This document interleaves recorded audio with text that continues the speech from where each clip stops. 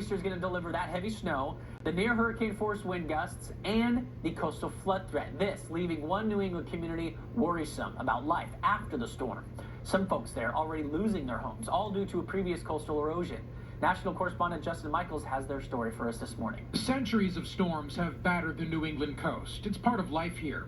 But people who live on Plum Island, Massachusetts say since a 2014 project to reconfigure the jetties at the mouth of the Merrimack River, they hold their breaths with every tide cycle and coastal storm. These people will lose their house this weekend, I guarantee it. He will lose his house very shortly, even though it's on pilings.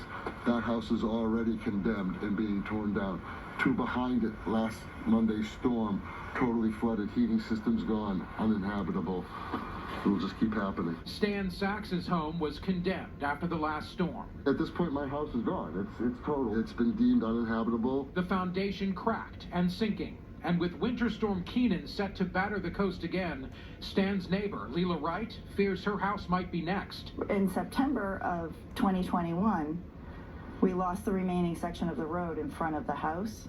And at that point, we were losing 6 feet per tide.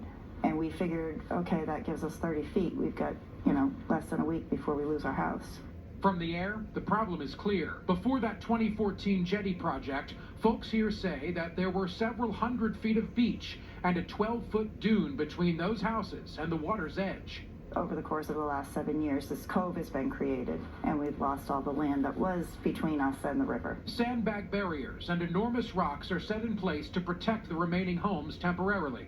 Little comfort for Ellen Monez, who has lived on Plum Island for 74 years. Her house surrounded by water in the last storm. Do you think you want to stay? I would love to stay, but I'm nervous.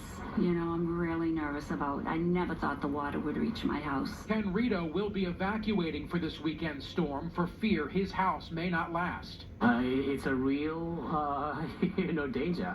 I mean, we've seen our neighbors slowly lose their homes here, and unless we get some sort of relief, it's just a matter of time, I think. It's one tide to the next, and when you're living under those circumstances, it becomes extremely stressful. Yeah, so difficult seeing that in so many places. It's not just obviously eastern Massachusetts, but we have the same issues down in North Carolina and really anywhere where we try and get on that ocean land interface, right, on the barrier islands. So let's